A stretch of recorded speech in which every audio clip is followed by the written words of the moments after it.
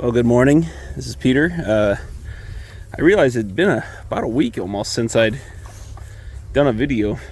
Just coming up kind of my corporate job, getting super busy, and then the Easter holiday. You know, I prioritize spending time with friends and family, and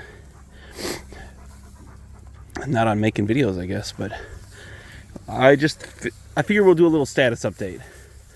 So one is we switched from winter to spring in a big hurry, and I mean a big hurry.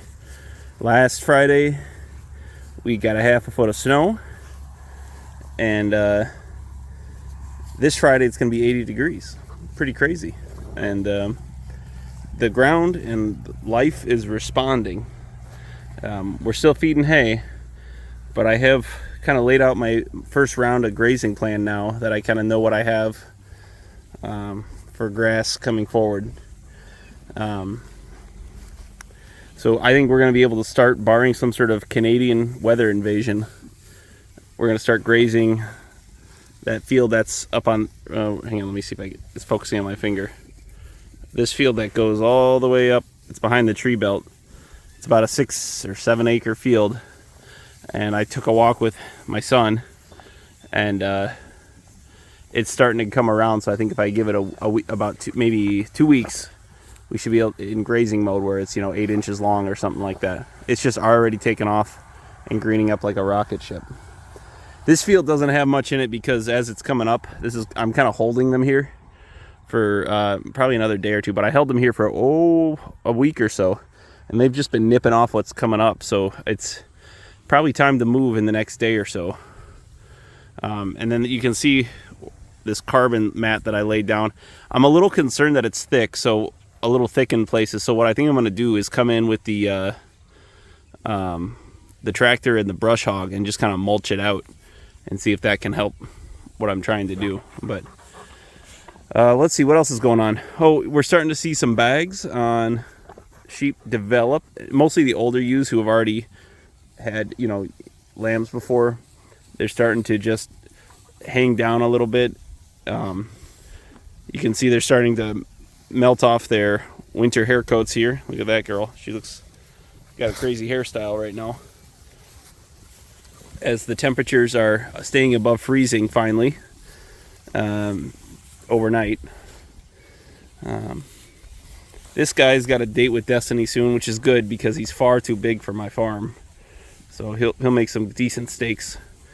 I was reading in the latest Stockman Grass Farmer because I was considering calling the mobile butcher and having him do it just now. But I think I'm going to hold off because I have a date at my local custom shop in June. And there's an article in the last Stockman Grass Farmer where a fellow was talking about why so many people have a bad view of grass-fed beef. And he said one of the things that he really had to change was you can't just slaughter any old time. So he only slaughters during the spring flush and kind of the fall regrowth period. So I have a date for him in early June that I think is going to be the right move. So we're just going to hang on and suffer his giant hooves. And I'm going to continue to work to source some smaller animals if I can. See, she's a nice size. Look at the difference there.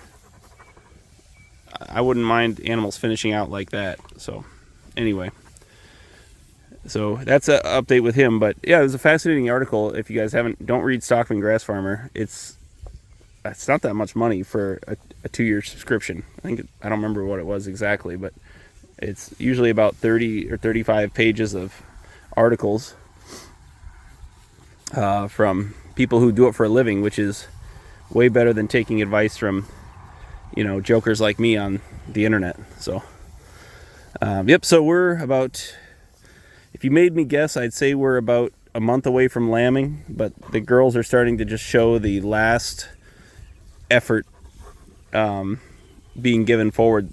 They're eating like hyenas right now, and I think that's just because the lamb is growing the most in the last trimester, which is the last month and a half or so, and putting the most demand on the mothers. But I'm very pleased. We kept the rams managed properly this year, and we shouldn't have anything earlier unless it's premature, I suppose, than May 15th or or maybe May 7th or 8th. Sometimes they go a little early, but we're almost to the exciting part of the year, which is lambs.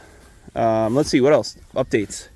Bob has really settled into his role now that I've peeled him off of his partner in crime. I still have him on a drag, but I've been taking him off for a day at a time, and he's showing that he understands what I'm wanting.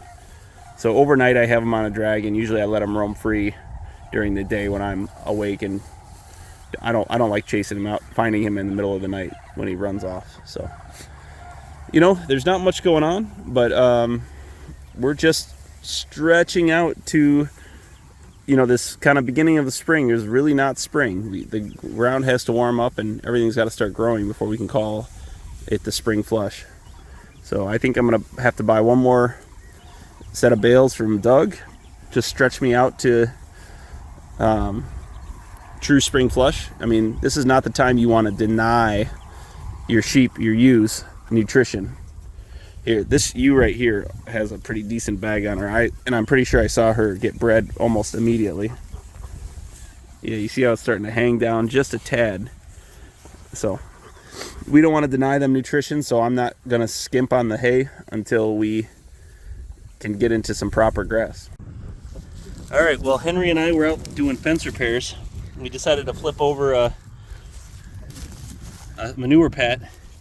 Well, Henry, get in here. Look at all the roly-polies.